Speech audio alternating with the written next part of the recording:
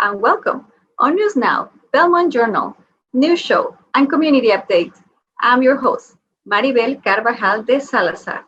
Today we're here with Franklin Tucker from the Belmontonian.com. Thank you for being with us. Thank you for having me. Today we're going to talk about some article. Belmont was highlighted on an article from Fox News. Let me tell you a little bit about it.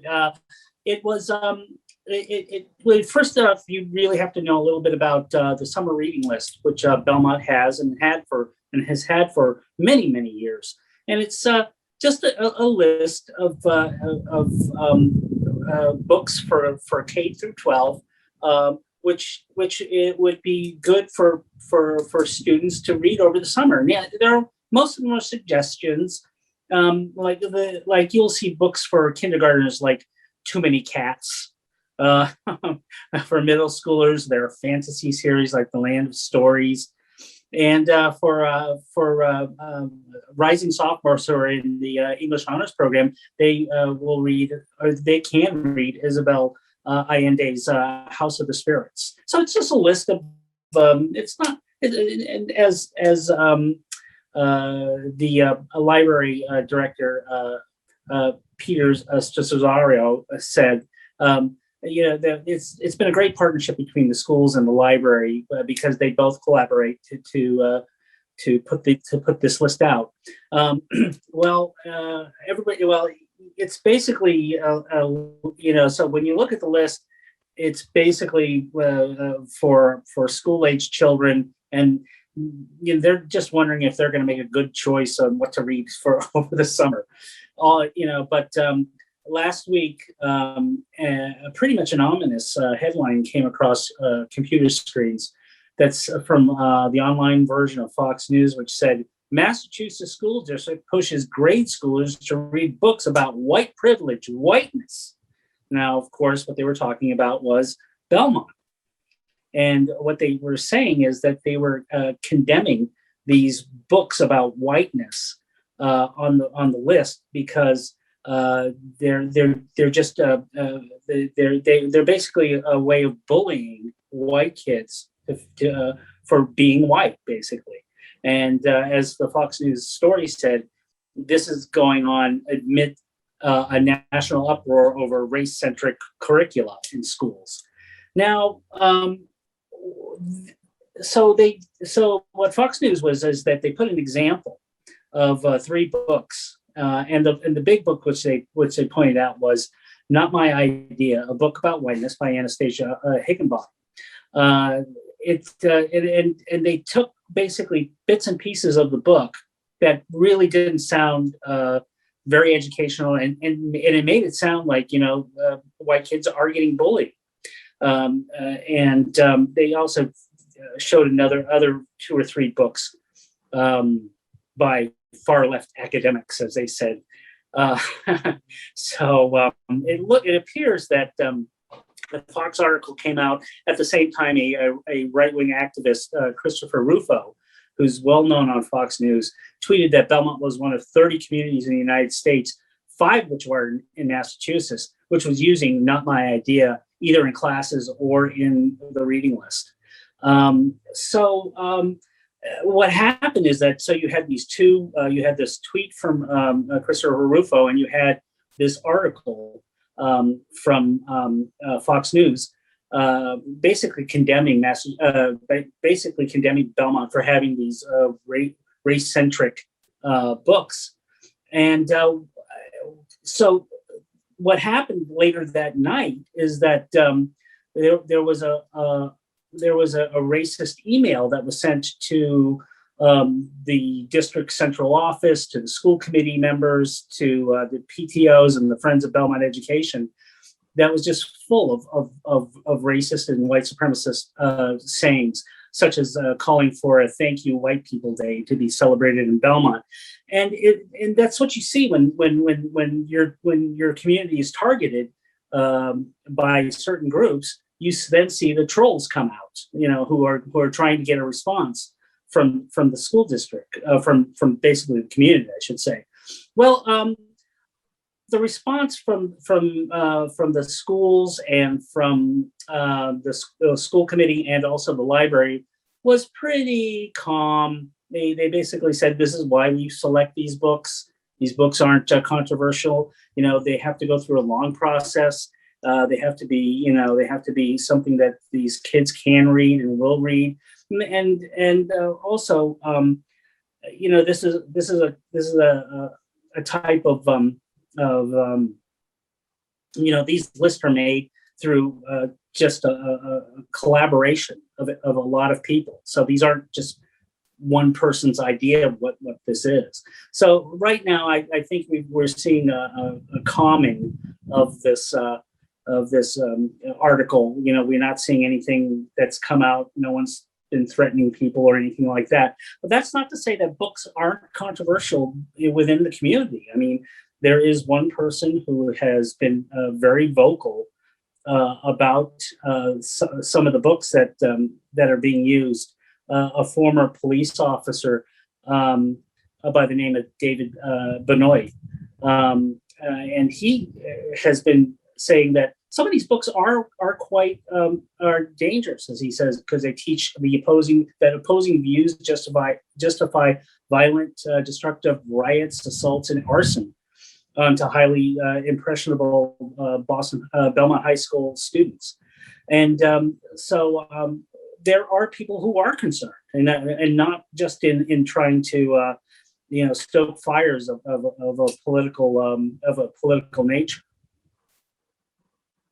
So we need to assure our community that these books have been selected by a collaborative decision. It's not just one side or the other, right? That's right. It goes through a multi-step decision-making process, which works closely with teachers and the library. So this isn't something that is just put out there by one person, as I said. And these books will be reviewed, and they are going to be reviewed in August. So we will maybe see a little bit more interest in how the reading lists are made. And it's not mandatory. It's every household has the right to choose the book that they are going to read in the summer, right? That's true. And there's only one required book, and that's for 8th graders, and it's called The Giver by Lois Lowry. And that's considered a book that 8th graders would love to read over the summer. So that's where that stands. So moving to the next story, we have state park news in Belmont. Please share. The skate park. I mean, skate park was interesting because recently there was an impromptu skate park that was off of Royal Road. It was more of a trail kind of things where kids would take their skateboards and whatever kids use to do flips and jumps along which was basically between Royal Road and the commuter tracks. That was ended quite abruptly. So the supporters of skate parks came before the Recreation Commission and did a very good job explaining why is it needed, who would go to it, what kind of support they have. And they really did a good job. And the Recreation Commission basically said they would like to see a little bit more information. And I think they have a good money source, which is the CPA, which is the Community Preservation Act money that is run by the committee. By the Community Preservation Committee. They do think, it's a recreation venue, so they can apply for that money, and they can apply for multi-years, like there's some there, which is not unusual in Belmont, for the upkeep of parks to get 2 years worth of money from the CPA. The one thing that it does sound like there's an issue is exactly where you're going to locate it. You need about an acre of land. If you look at a good example, they always say is look at the one that's in Lexington, which is near the high school, and in there where the outdoor running track is. And they like something about that size. But again, where are you going to put it? So it could come down to an issue where if you put it anywhere, it's going to come down. It's going to be a not in my backyard kind of issue, and we're going to have to see how committed the town is to a skate park. All right. Now, moving to the next story, we go talk about the federal money funds that are coming to our town, and it's some concern about the total amount. That's right. The first amount of money that came from the American Rescue Plan Act it has come to Belmont. It's about a little over $1 million, and they're expecting another $1 million next year at this time. The real issue here now is that there's some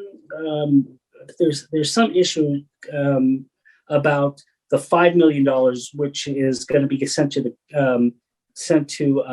the county, and then they will then distribute the money. Now, Belmont was expecting about $5 million. It was 7.6 or $7.3 million, whoever you're talking to.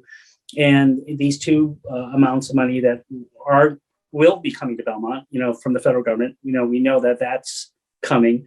Now there was that $5 million pot that they were expecting. That may not be coming. There is now issues that said that the county may look at other communities that may need the money more, or other areas that need the money. So Belmont may not get that $5 million, and that may affect, of course, the $1.4 million that the school is expecting the town to give the school department through that American Rescue Plan Act. So, so we'll have to wait and see. So that's where that stands right now. All right. And that we were hoping for the beginning of the school year to have a number on that, or not? It's been delayed and delayed. I mean, it'll come when it comes. So we'll know at that time. We will. Now we have some news on the fuel tanks. Yeah, the fuel tank. Well, there was an issue in terms of, well, let's go back and talk about the fuel tank. The fuel tank, of course, is the two fuel tanks that are at the DPW yard. At town meeting, there was an attempt to have a plan to get rid of the underground tanks and put them above ground. And one of the issues was insurance. And now the proponents of the tank said, we can't get insurance. There's no way we're going to get insurance for an underground tanks.